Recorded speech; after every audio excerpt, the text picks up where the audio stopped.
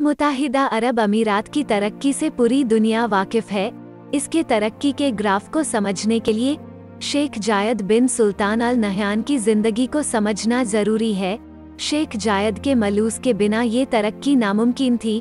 मुत्तहिदा अरब अमीरात को सबसे मजबूत बुनियाद बनाने में संसार कर दी।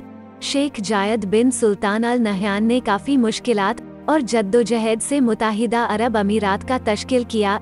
इसलिए 2 दिसंबर 1971 को उनको अमीरात का सदर मुकर्रर किया गया था, जो कि 2 नवंबर 2004 को उनकी वफ़ात होने तक कायम रहा।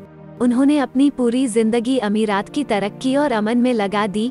बाबा-ए-काम शेख जायद ने अदम तशद्दुद, इंसानियत और रवादारी के बुनियादी उसूलों को बरकरार रखा। उनको एक आज़ाद ख्याल अरब और दुनिया के माहिर के रूप में बहुत प्यार और इज्जत शुमार हुई।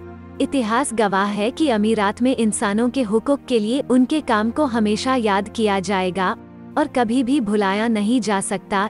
यह उनकी अफराद के लिए जिंदगी की खुसूसियत में इजाफा लाने के रुख की कोशिशों का अंजाम ही है, जिसने आज उनके मुल्क को इस मुकाम पर लाकर खड़ा कर दिया है कि हर मुल्क आज अमीरात की तरक्की के जैसी तरक्की करना चाहता है।